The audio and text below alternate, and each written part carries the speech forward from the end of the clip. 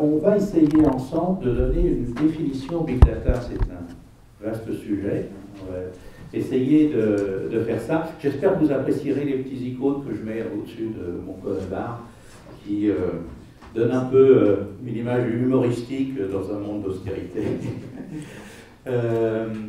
Voilà, donc je suis Jean-Pierre Mal, je suis data scientist et en fait expert en data intelligence.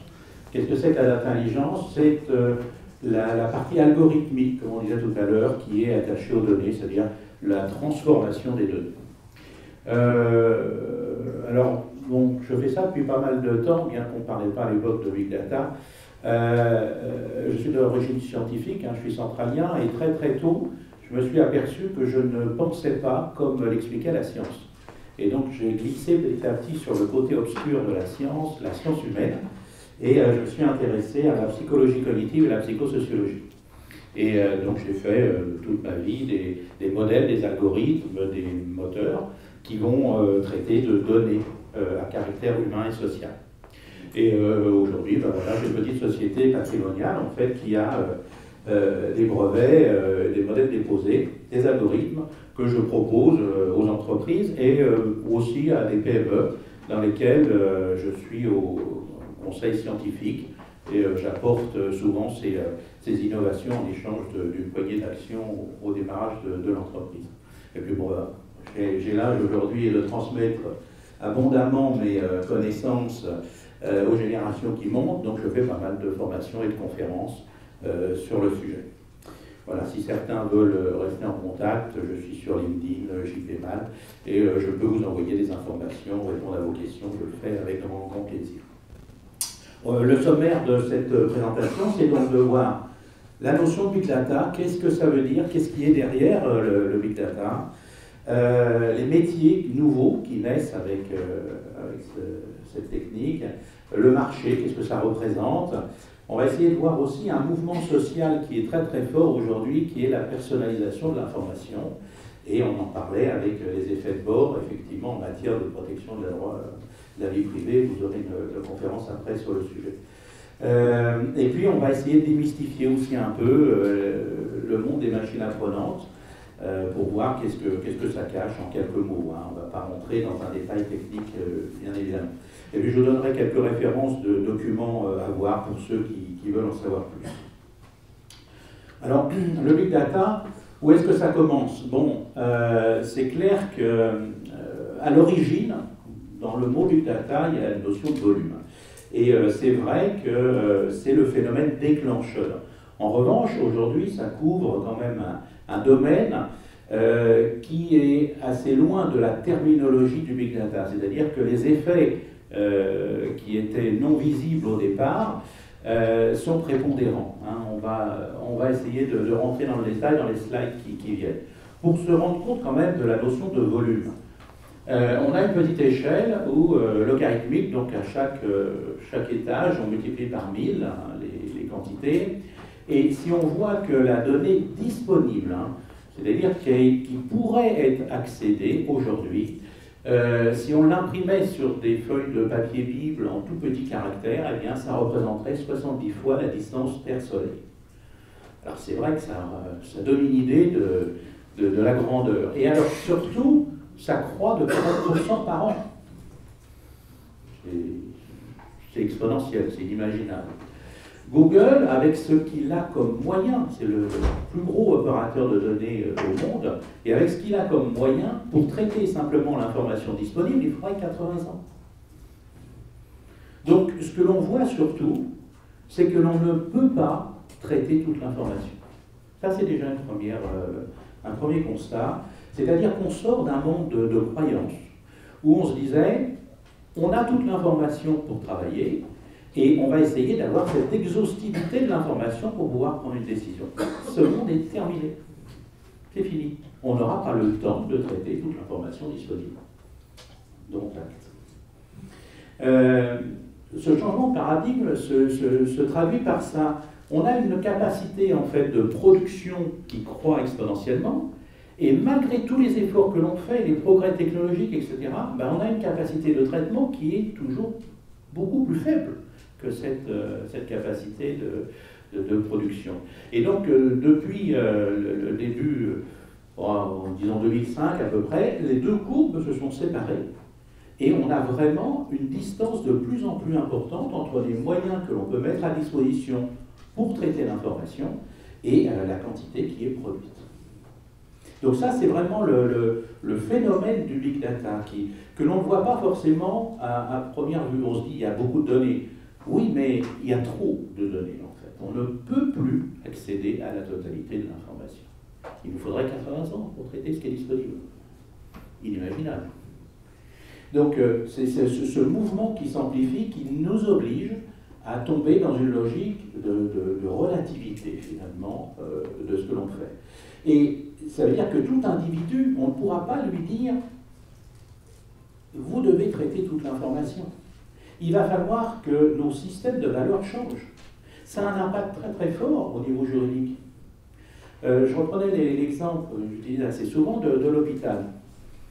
Vous allez dans un hôpital en province et on vous diagnostique une allergie. Très bien. Vous rentrez sur Paris, ici, vous êtes hospitalisé. Vous ne pouvez pas imaginer aujourd'hui, dans le monde auquel on vit, que cet hôpital ne sache pas que vous ayez cette allergie. Donc, le praticien qui va vous recevoir a le choix entre analyser l'ensemble du dossier médical, qui va être colossal, et donc prendre du temps pour le faire, et détecter cette allergie, pour éviter de vous donner un mauvais traitement, ou alors traiter rapidement le patient qui arrive, qui risque de décéder. Juridiquement, comment ça va se passer? Est-ce que l'on va accepter finalement cette notion d'incertitude et d'erreur? Ça, ce sont des vraies questions. Moi, je n'ai pas de réponse, mais vous en aurez certainement à trouver. Alors, souvent, on associe le terme de big data à un ensemble de V.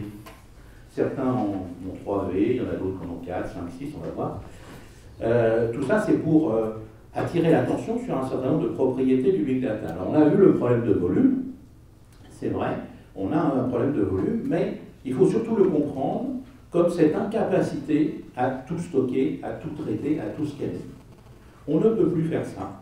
Donc, on va vivre dans un monde d'incomplétude. Avant, un informaticien me disait « Ah bah oui, mais si je n'ai pas mes données exhaustives, mes résultats seront mauvais. » Oui, ben maintenant, tu n'as que des données partielles. Et les résultats doivent être bons quand même. Hein. Il faut donc changer notre système de valeurs, notre système de traitement. La vélocité, c'est pareil. La vélocité, l'information change. Prenez un moteur d'indexation comme Google, il passe régulièrement sur les sites. Oui, mais entre-temps, ça a pu bouger. Et il ne peut pas passer toutes les secondes. Sur certains sites, il va passer une fois par an, sur d'autres, tous les jours. Mais entre-temps, toute cette information produite ne sera pas vue. On ne peut pas suivre l'évolution de toute l'information. Donc on va se retrouver à un moment donné avec des informations qui ne sont pas cohérentes, sur lesquelles on va faire des raisonnements. Il faut donc que nos raisonnements incluent cette incertitude. On ne peut plus dire « je suis parti de ces données-là, donc je peux en déduire quelque chose », on ne peut plus déduire. On ne peut que induire avec une certaine marge d'erreur. Et donc on doit en tenir compte dans tous nos raisonnements. C'est très difficile. Quelqu'un qui doit décider, il veut un certain niveau de certitude, et il ne peut plus. C'est fini, ce monde est terminé. La variété, c'est exactement pareil. On parlait tout à l'heure de sémantique. Beaucoup d'informations sont non structurées, ce sont des informations textuelles. Mais le sens des mots change. Entre aujourd'hui, hier, on donne des notions différentes en fonction des cultures, en fonction des régions où ça a été produit, etc. Des gens, les mots changent. Et donc on a là aussi une certaine incertitude qu'il va falloir traiter. Et les logiciels doivent le prendre en compte, ils ne doivent pas utiliser les termes à la lettre. Et tout ça, ça nécessite de modifier notre façon de voir les choses, notre relation en fait, à la donnée. Alors, ces modifications, elles sont apparues par le fait qu'il y avait du big data, qu'il y avait un volume qui dépassait nos capacités. Mais en fait, elles existaient déjà avant, sauf qu'on avait mis en place des systèmes pour ne pas le voir. Mais ça existait déjà. Alors certains mettent des V en plus, donc on parle de véracité. Certaines personnes vont vous dire il faut nettoyer les données, il faut les rendre... mais c'est impossible. Alors on peut améliorer les choses. Hein. C'est-à-dire que vous avez une base de données avec des adresses, effectivement, on peut vérifier la validité des adresses, ça c'est clair. Mais sur l'ensemble de l'information auquel on a accès, on ne peut pas tout vérifier. Ce serait un temps colossal pour le vérifier. Et les données ne peuvent pas être toutes tracées. On ne peut pas, à chaque fois qu'on fait quelque chose, indiquer toutes les données qui nous sont servies pour le faire. Donc de toute façon, on va vite dans cette notion d'incertitude. C'est pareil pour la visualisation, on fait des systèmes pour visualiser. Bon, moi je fais des machines qui utilisent par exemple des grilles Galois avec 500 milliards de nœuds. Voilà, chaque petit point, c'est de la connexité entre des gens ou entre des choses, etc. Qu'est-ce que vous voulez aller voir avec dans une base de 500 milliards de trucs? Personne ne peut voir. Donc la vision qu'on va en avoir à un moment donné sera forcément agrégée, incomplète. Ce sera une vue particulière. Et il faudra en tenir compte dans notre raisonnement en disant je ne vois pas tout. Je ne vois qu'une partie, j'ai qu'un éclairage, ça me donne des idées, mais ça n'est pas une certitude. Pareil pour la valorisation, que vaut la donnée? Combien de temps? Pour quel usage? En fait, la valorisation n'est pas attachée à la donnée, elle est attachée à ce que l'on va pouvoir en faire, ces usages, et on ne les connaît pas au moment où on la produit. Donc là aussi, c'est une question extrêmement difficile de valoriser les données du Big Data. Vous voyez, on rentre dans vraiment ce monde d'incertitude, et si on doit retenir une notion, le Big Data, c'est ça, c'est travailler avec ces incertitudes et pouvoir agir quand même. Alors les conséquences de ce nouveau paradigme, c'est que hier, on avait un certain nombre de réflexes qui disparaissent. On disait, il faut conserver plus de données pour plus de précision. Ah oui, mais conserver des données pour ne pas les exploiter et qui vont faire un frein, parce qu'il va falloir à chaque fois aller se reporter à ces données-là. On va donc utiliser beaucoup de capacités de traitement qu'on aurait pu utiliser pour autre chose.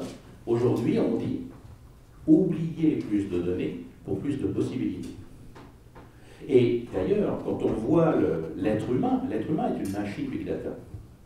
Et l'être humain a une fonction d'oubli. Pour pouvoir agir demain, il faut que j'oublie un certain nombre de choses, sinon au bout d'un moment, je n'agis plus. Je ne fais que me référer à mon passé, je n'agis plus. Donc on a cette fonction d'oubli, et bien c'est pareil dans les systèmes, dans les organisations, on doit mettre en place un système d'oubli. Alors il ne faut pas oublier n'importe quoi, etc. Mais il va bien falloir le faire. On ne peut pas garder toute cette information ad vitam aeternam. On peut en avoir un certain nombre. On peut se concentrer sur des choses qui peuvent paraître importantes à conserver, mais les autres, il va falloir accepter de les oublier. On disait avant, il faut éliminer les cas singuliers pour se concentrer sur les cas fédérateurs les plus fréquents. C'est tout le monde de la statistique. Eh bien aujourd'hui, on dit ça c'est terminé, il faut abandonner les cas fréquents, parce qu'on sait déjà les traiter, il y a déjà des systèmes. Mais il va falloir se concentrer sur les éléments différenciateurs, sur les éléments qui marquent la différence entre une information et une autre, parce que c'est là peut-être qu'est la source du progrès, de l'innovation, de signaux faibles, d'informations dont on a besoin pour pouvoir avancer. Avant, on disait qu'il faut modéliser et normaliser les données, pour les rendre bien propres dans des bases de données. Aujourd'hui, ça c'est impossible, il faut rechercher plutôt les singularités et les inconnus, et écarter ces singularités et ces inconnus. La technique existe, c'est des techniques d'abstraction. Si par exemple je vous dis, lundi dernier mon voisin est allé acheter du pain, et puis que tous les lundis je vous dis ça, il est allé acheter du pain, il est acheté du pain, au bout d'un moment vous me dites, je note, il achète du pain tous les lundis. Vous avez fait une abstraction, vous avez une information beaucoup plus courte qui représente l'information globale. Et puis quelquefois, il se peut que mon voisin n'ait pas acheté du pain le lundi, eh bien, il suffit de noter les cas particuliers et l'information globale pour avoir une information beaucoup plus courte qui va pouvoir être exploitée plutôt que de garder chacune indépendamment.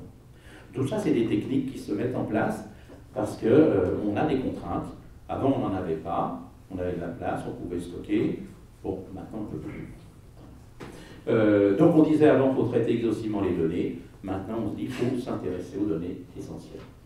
Et ça, c'est tout un travail que de dire quelles sont les données essentielles, qu'est-ce qu'on peut en faire. Alors, le Big Data se décompose sur certaines variantes, en fait, mais qui relèvent toutes de ce même mécanisme. Donc, le Big Data, c'est des données volumiques, c'est un système ouvert. On a du Smart Data, donc ce sont des des données internes ou internes à un groupe d'entreprises ou autres qui ont une certaine particularité parce qu'elles dépendent d'une communauté qui peut les exploiter et donner une certaine véracité sur ces données. Le small data, ben, c'est le contraire du big data, c'est-à-dire c'est les mêmes principes d'incertitude mais appliqués à des données plus petites, ciblées, souvent les données d'une entreprise dans le système local, ce sont des small data. Et puis on a parlé effectivement des open data qui sont ouvertes au public ou disons à un grand nombre de personnes. Dans tous les cas, on rencontre dedans des données non structurées, des données non garanties aujourd'hui, des données évolutives. On n'a qu'une vision à un moment donné, comme une photo. On a pris la photo, mais on ne sait pas comment c'est aujourd'hui.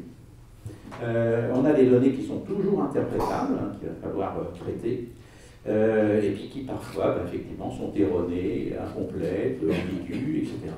Et le monde du big data, c'est celui-là, il faut travailler avec ça.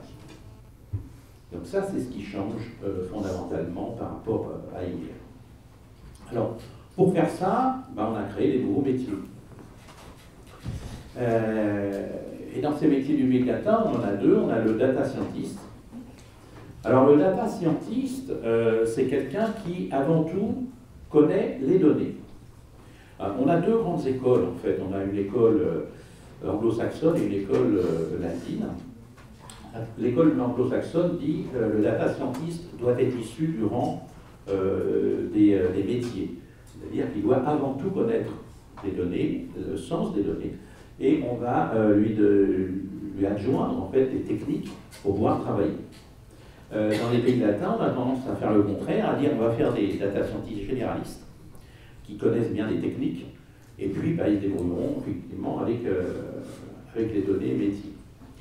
Je pense quand même que la vision anglo-saxonne est meilleure dans ce domaine. Il faut effectivement avoir des profils qui maîtrisent un certain nombre de techniques, dont les maths, etc. Mais il faut avant tout qu'ils comprennent le sens des données. Moi, je travaille avec des données à caractère humain et social. Vous me donnez des données sur les pneus Michelin, je ne comprendrai rien, je n'en ferai rien. Je ne saurais pas les interpréter, je ne saurais pas faire des algorithmes corrects pour les traiter. Si ce n'est peut-être de trouver un système d'usure des pneus qui est lié à la façon dont la personne conduit. Mais sinon, ça va être quand même très difficile. Donc, je crois qu'il faut avant tout avoir cette notion de connaissance du métier, et puis apprendre, bien entendu, des outils d'analyse, des outils qui existent déjà par ailleurs. Les algorithmes, c'est pas d'aujourd'hui, les statisticiens, etc., les data miners ou autres ont déjà fait des travaux et on peut utiliser ces outils-là. Et puis, on doit incorporer aujourd'hui dans ces outils cette gestion de l'incertitude. Alors, pour faire la différence, par rapport au métier qui existe déjà, un data scientist, ça n'est pas un data miner. Le data miner, ce qu'il va faire, lui, c'est de bien connaître les processus de traitement de la donnée. Et donc, il va mettre à disposition des espaces dans lesquels un expert va pouvoir faire des analyses, parce que lui connaît le métier. Le data miner, ce qu'il connaît, c'est la donnée, les chemins, la gestion de la donnée, en fait. On en a besoin. C'est un métier qui existait hier, on en a toujours besoin. Le statisticien, lui, c'est quelqu'un qui va faire un modèle par rapport à des choses qui sont fréquentes, qui sont répétables.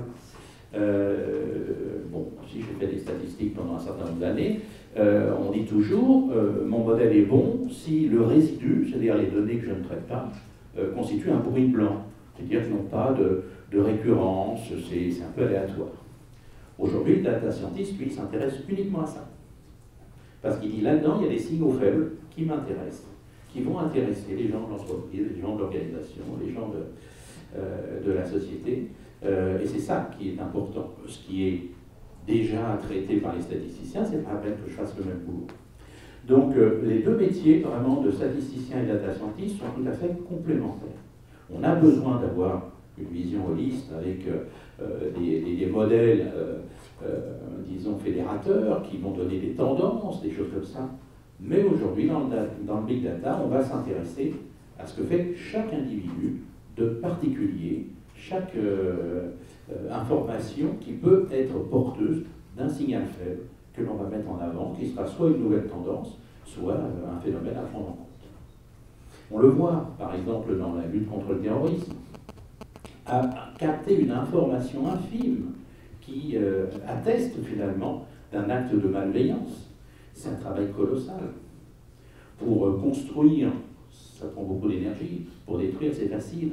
Hein, on imagine bien toutes les possibilités qu'ont ces gens-là pour agir. Et donc, comment drainer toute cette information, comment détecter les signaux faibles. C'est un vrai phénomène. Donc ça, c'est le travail du data scientist. Alors pour faire ça, il va maîtriser un certain nombre de techniques, des techniques d'abstraction. L'abstraction, c'est ce que je vous disais tout à l'heure, c'est-à-dire que l'abstraction, c'est soustraire, c'est enlever des choses. Eh bien, on va essayer de remplacer de l'information par des informations beaucoup plus compactes, beaucoup plus ciblées, beaucoup plus en compréhension qu'en extension. Et ça, c'est un travail complexe, mais qui va nous permettre d'éviter de stocker des quantités de choses en disant on s'en servira plus tard. Bon, là, dans l'exemple qui a été donné tout à l'heure, c'est des messages qui ne sont pas décodables, donc évidemment, on est obligé de les garder tels quels. Mais bien souvent, l'information, on va la traiter, on va la transformer, et on va essayer d'en extraire cette information importante qui va être conservée, qui va prendre beaucoup moins de place et qui va nous permettre demain de prendre des décisions. Il doit aussi maîtriser un autre domaine qui est très très fort, qui est la connexité. On prenait tout à l'heure l'exemple de Wikipédia avec les liens qui pouvaient exister entre les informations. Bien, c'est ça. Il y a des liens entre les gens, entre les concepts, entre les informations que l'on manipule. Et tous ces liens-là représentent souvent plus d'informations que l'information elle-même. Il n'est pas rare, moi, quand je prends un modèle descriptif finalement des comportements d'un individu, pour un individu, j'ai 10 000 liens de connexité. C'est vraiment le minimum. Donc ça, ce sont des notions qu'il faut prendre en compte. C'est-à-dire que dès l'instant qu'il va y avoir des raisonnements qui vont se faire sur un petit groupe, ben, ça fait un nombre de connexions à prendre en compte qui est colossal. Sur lequel ben, on va appliquer le dernier des grands principes qui est l'essentialité. Se concentrer sur l'essentiel. C'est pareil pour nous en tant qu'êtres humains. Vous avez une information à passer à vos amis. Vous allez en sélectionner quelques-uns pour leur dire, vous n'allez pas envoyer ça à tout le monde, vous n'allez pas polluer. Donc vous allez avoir une gestion de l'essentialité, à qui ça peut servir, et puis peut-être vous allez en oublier. C'est la gestion effectivement de l'incertitude que l'on avait tout à l'heure. Mais en prenant l'exemple sur l'individu, sur la façon dont nous faisons, eh bien nous allons trouver des solutions pour traiter de ces problématiques-là. Parce que la nature nous a doté de moyens qui sont tout à fait avancés et qui sont applicables à ce genre de problématiques. Donc voilà, ça c'est le métier du data scientist. Alors on en manque, hein, bien sûr. Voilà, on prétend qu'il va nous en falloir 100 000 d'ici quelques années. Bon, on les fabrique hein, à partir de gens qui ont d'autres compétences. Quelqu'un qui vient d'un métier peut devenir data scientist en acquérant les outils nécessaires, à condition qu'il ait quand même cet esprit analytique hein, qui est nécessaire. Quelqu'un qui vient du data mining, de la statistique, peut très bien évoluer vers le métier de data scientist.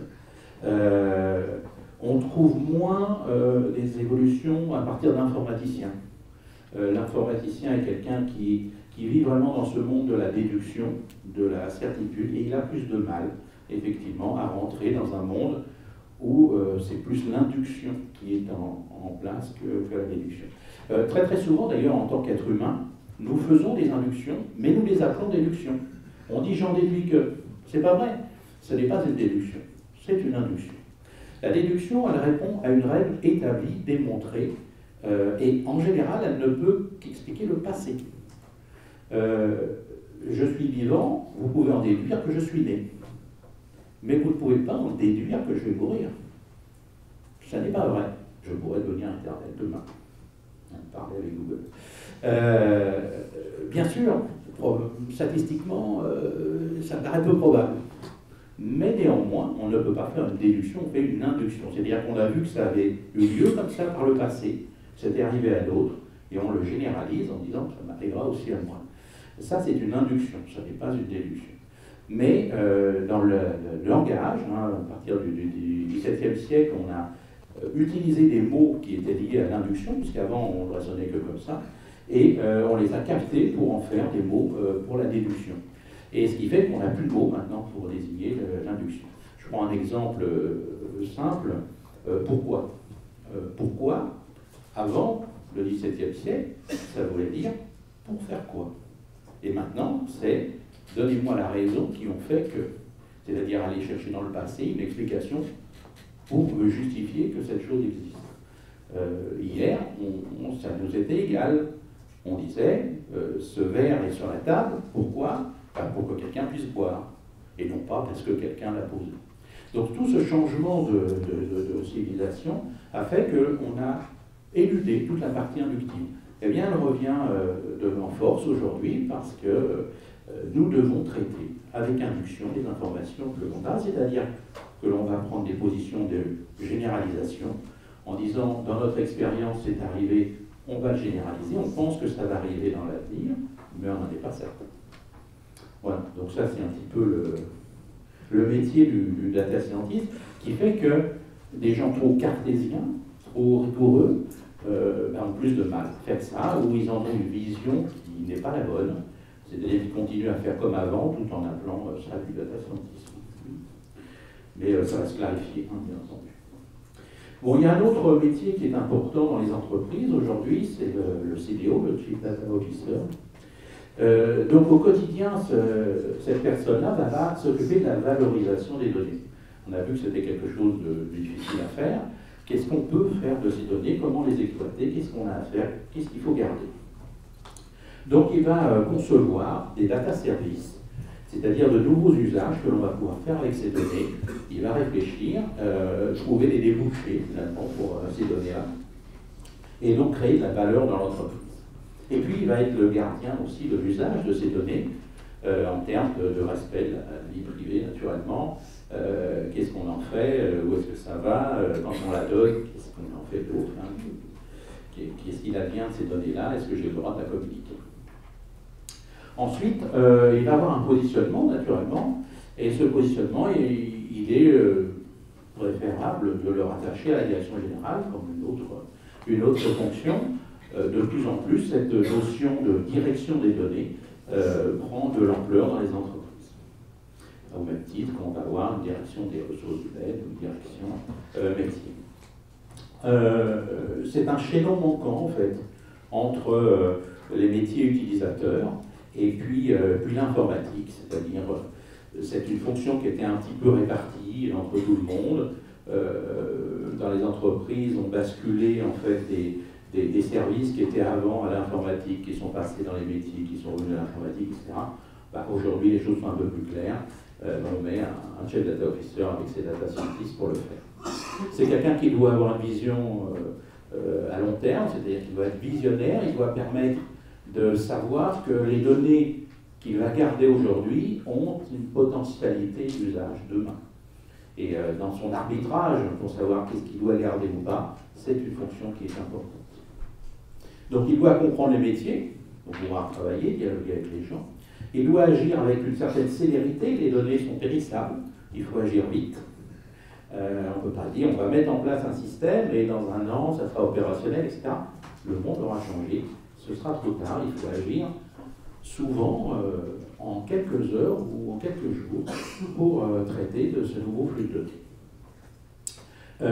Et puis il doit disposer, comme un peu un commercial finalement, il doit disposer d'un portefeuille de sources de données, c'est-à-dire qu'il doit savoir qu'est-ce qui se passe à l'extérieur, avoir des relations, être capable de faire des accords avec d'autres entreprises pour échanger de l'information et construire effectivement des systèmes big data plus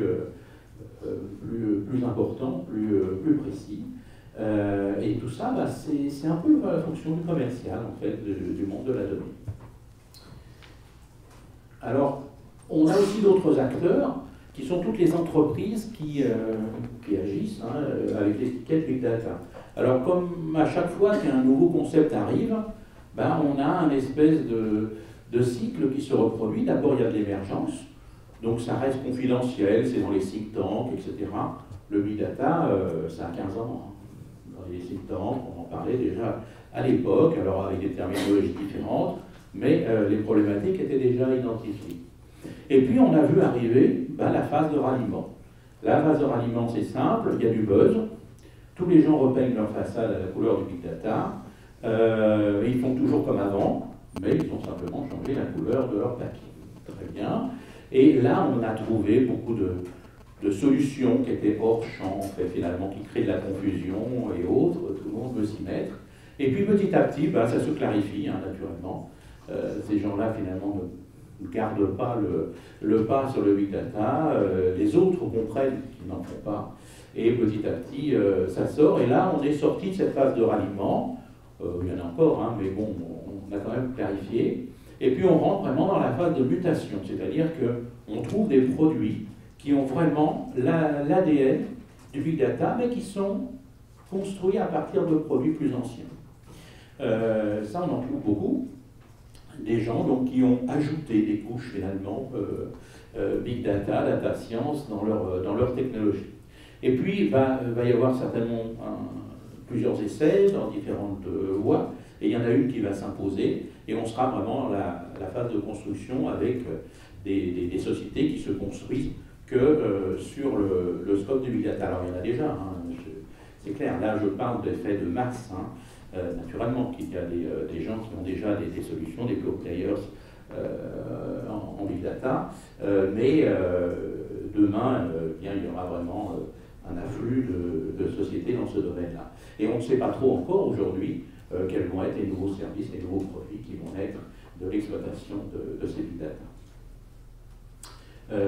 Alors le marché du big data, qu'est-ce que c'est? Si on s'intéresse au PIB d'un pays comme la France, là j'ai les chiffres de 2014. En 2014, on avait 2% pour le secteur primaire. Agriculture, pêche, forêt, mines, exploitations diverses. 2%. Et 20% pour l'industrie, la fabrication de produits. 78% pour les services, secteur tertiaire. Alors ça, c'est étonnant de faire ce genre de constat, parce que la notion de service n'est pas du tout rentrée dans la population. Ni les entreprises, ni les particuliers que nous sommes n'avons de capacité à intégrer cette notion de service qui représente près de 80% de notre PIB. Quand on va dans un supermarché, on a l'impression d'acheter des produits. Mais c'est pas vrai. Le produit, c'est finance. On achète des services. On achète le service de celui qui a fait pousser les fruits, de celui qui a ajouté le sucre, de celui qui a fait la confiture, de celui qui l'a ramené jusque-là, qui a mis l'étiquette, etc. C'est ces services-là qu'on achète. Ce n'est pas le produit. Le prix du produit là-dedans, c'est bien. C'est le prix des services qui est important. Et quand on compare, on est bien naïf, on compare des produits. Alors qu'on devrait comparer des services. Et savoir que ce pot de confiture-là, effectivement, qui est revenu 10 centimes moins cher, il a été fait par des gens sous la contrainte. Mais c'est pas marqué sur le pot de confiture. Et tout ça, c'est des notions de service qui n'est pas intégrée. Les États, les corps constitués n'ont pas intégré cette notion de service, n'ont pas éduqué la population pour le faire. Et on va avoir une autre révolution à faire qui est celle de la data. On nous annonce que dans, allez, 10 ans, un quart de notre PIB sera constitué par la gestion, l'exploitation de la donnée. Il faudra encore faire un saut. Prenez un exemple simple, le plan comptable. Les entreprises ont un plan comptable, je ne sais pas si vous avez regardé ces trucs-là. Il y a une classe complète, la classe 7, pour l'ensemble des produits de l'entreprise, on appelle ça produit. Et puis on a une sous-classe, la 706, qui s'appelle service. Imaginez que 80% des entreprises n'utilisent que celle-là, cette sous-classe. Tout le reste ne leur sert à rien. Mais on a tout un plan comptable qui est axé produit. Il faudrait mieux avoir une classe 7 qui s'appelle service, dont une sous-classe s'appellera les produits. Ce serait quand même plus logique. Toute cette révolution-là n'a pas été faite. Et pourtant, ça fait combien bientôt un siècle. Donc, ça va prendre du temps. Hein. Mais il va falloir en plus faire une autre révolution, c'est-à-dire intégrer cette notion de data. Le plan comptable, aujourd'hui, il n'est pas fait pour. Hein. On ne sait pas où mettre ça. Donc, on met tout dans la case service. 80% du PIB se trouve dans cette case-là. C'est fou. C'est fou quand on voit ça. Et bien, il faut le dire, il faut enseigner, il faut changer notre façon de voir les choses. Et on va y être contraint de toute façon. Alors, il vaut mieux l'anticiper plutôt que d'être forcé à le faire. Voilà, donc le marché de la data, on peut revenir à ça, c'est quand même 25% dans 10 ans de notre richesse nationale. On a intérêt à ne pas louper le virage. Hein. Alors, comment ça se passe au niveau des entreprises? Là, c'est un rapport qui a été fait par SAP et Oracle et qui est repris dans des documents du commissariat du Premier ministre. Et il y a une publication qui est assez intéressante que vous pouvez regarder. Je vous la mettrai en copie si vous voulez.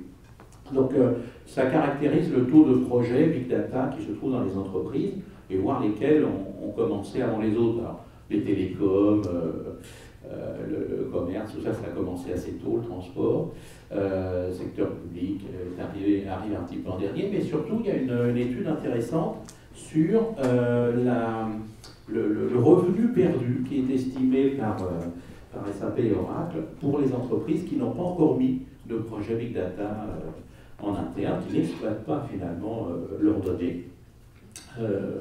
Et on voit que ça représente entre 10 et 20% par entreprise, c'est quand même colossal. C'est-à-dire qu'on pourrait aujourd'hui, si on avait les moyens, si on avait intégré la chose, déjà avoir un niveau de croissance finalement qui serait simplement induit par cette gestion-là. Donc c'est important de faire cette mutation et de s'y préparer. Parallèlement à ça, on a donc un phénomène social qui se met en place, qui est la personnalisation de l'information. Ça ne vous aura pas échappé, mais on veut de plus en plus être traité en tant qu'individu et non pas en tant qu'élément d'une classe, d'une catégorie d'individus. Et ça se trouve partout. Alors ça, c'est un phénomène social intéressant.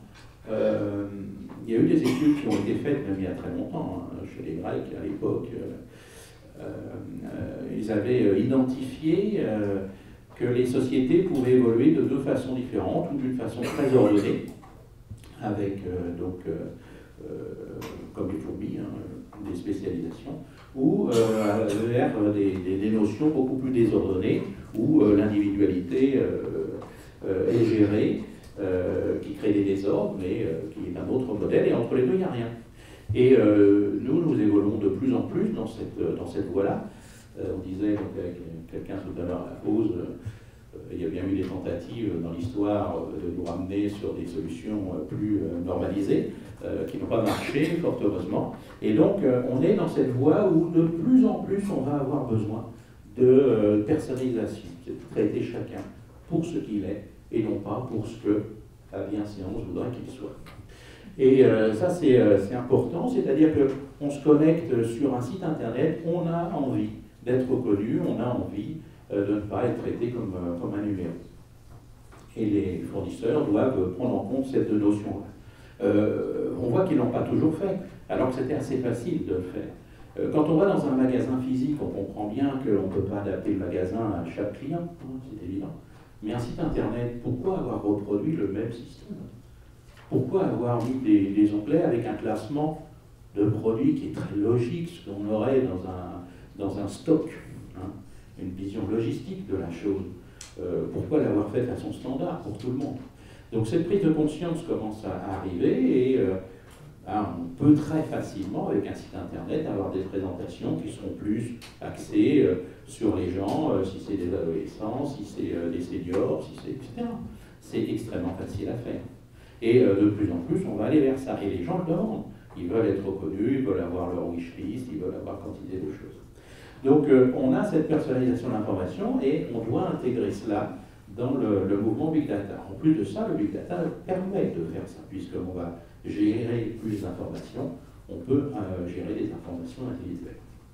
Donc l'heure est à la prise en compte des individualités, et donc les modèles statistiques fédérateurs, qui catégorisent, laissent la place à des modèles différenciateurs, où on va capter des signaux faibles, et qui vont donc être des machines qui vont apprendre.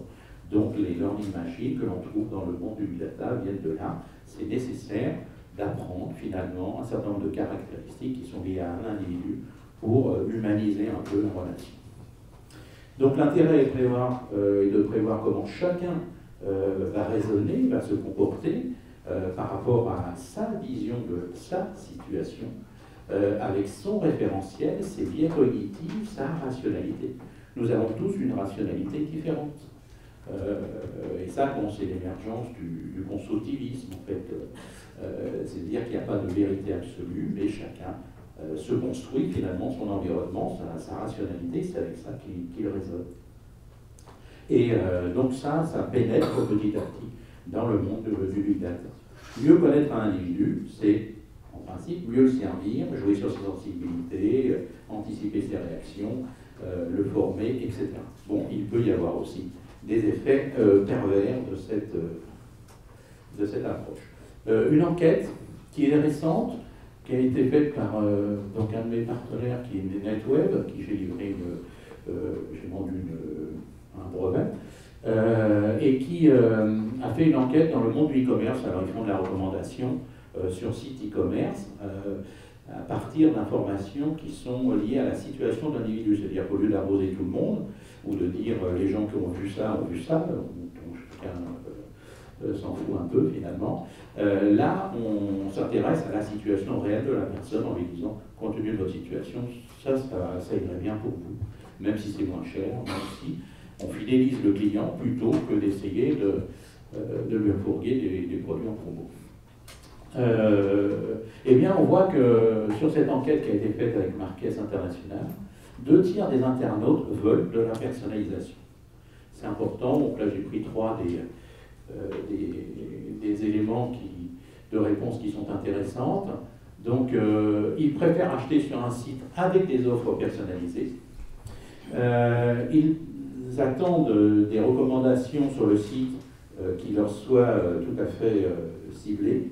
Et ils préfèrent des sites personnalisés pour les recommander à d'autres, plutôt que des sites généralistes.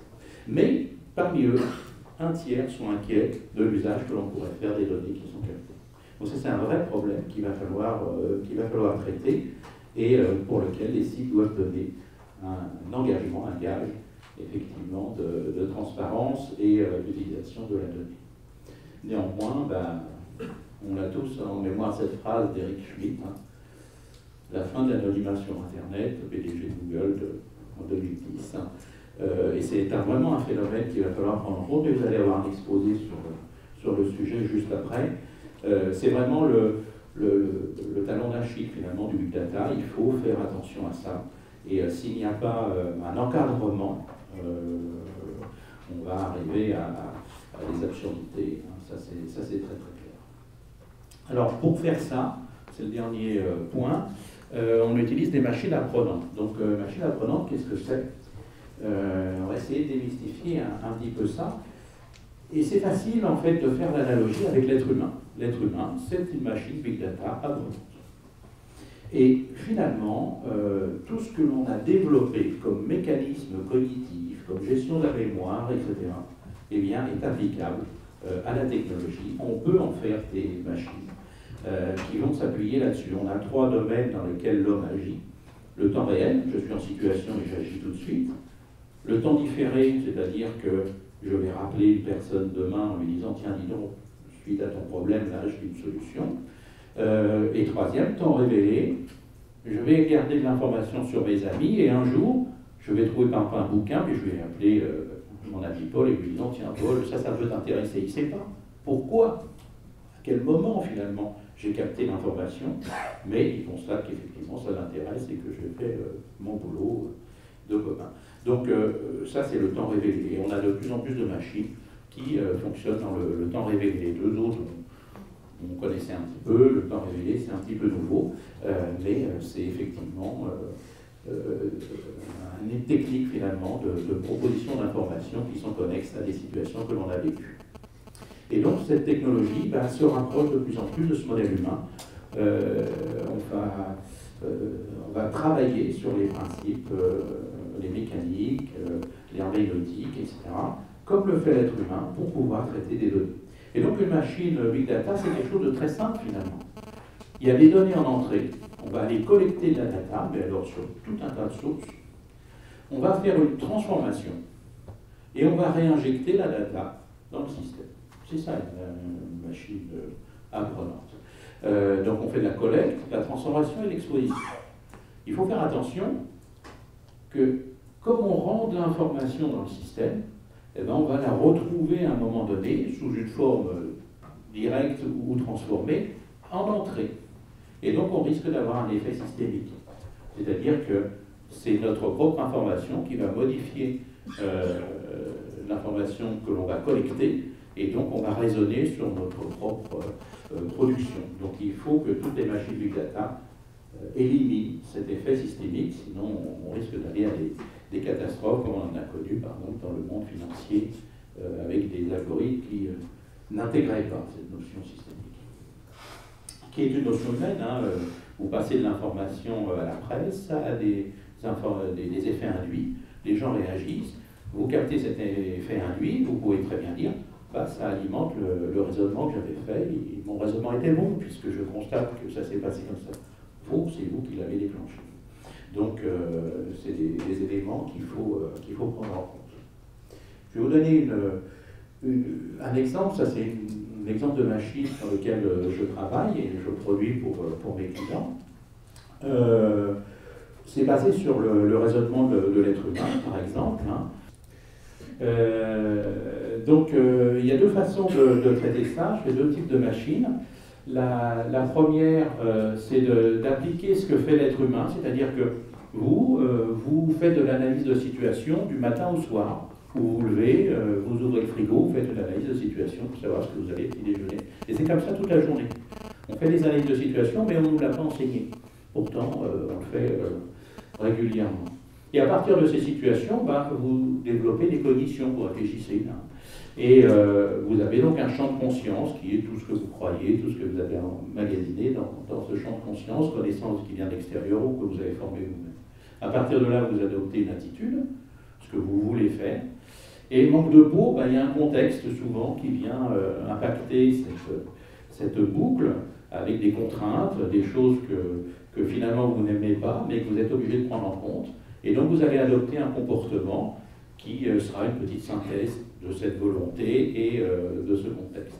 Et puis bien sûr ce comportement va influencer la réalité, et puis vous allez avoir de nouvelles situations qui vont vous arriver. Donc on peut faire des machines qui simulent ça.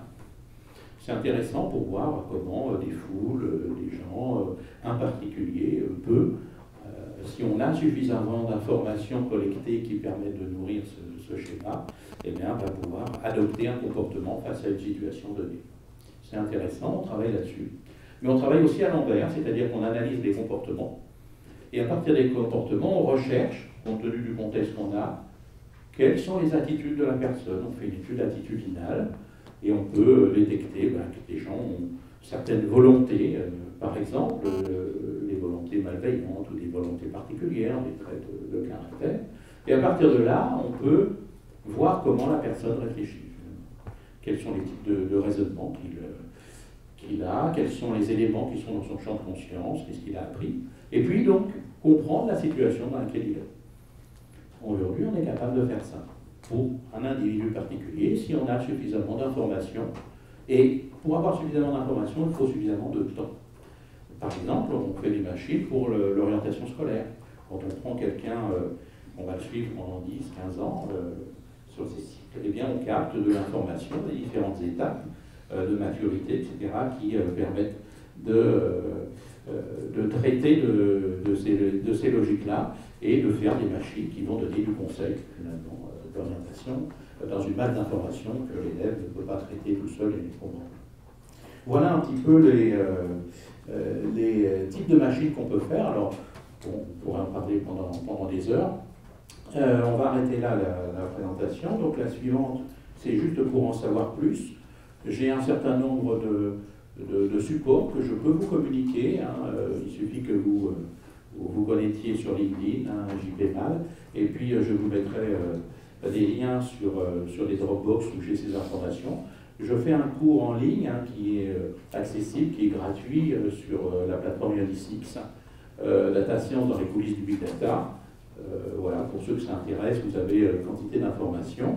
Vous avez aussi le guide du Big Data 2014-2015, il y aura bientôt celui de 2016 au printemps. Dedans, il y a beaucoup de témoignages qui sont intéressants, ainsi que le document sur le Big Data créé par le groupe d'école G9+, qui est aussi intéressant. Je pourrais vous donner les PDF. Bon, la CNIL, je pense que vous allez avoir des informations tout à l'heure. Et puis, il y a un rapport du Commissariat général à la stratégie et à la prospective du ministère, du Premier ministre, qui est aussi très intéressant sur les projets et l'avenir en France. Et si certains veulent rentrer un petit peu, lever un tout petit peu le capot, il y a 2 documents qui sont intéressants. Les premiers pas dans les Big Data, où vous allez pouvoir voir les types de réalisations qui ont été faits.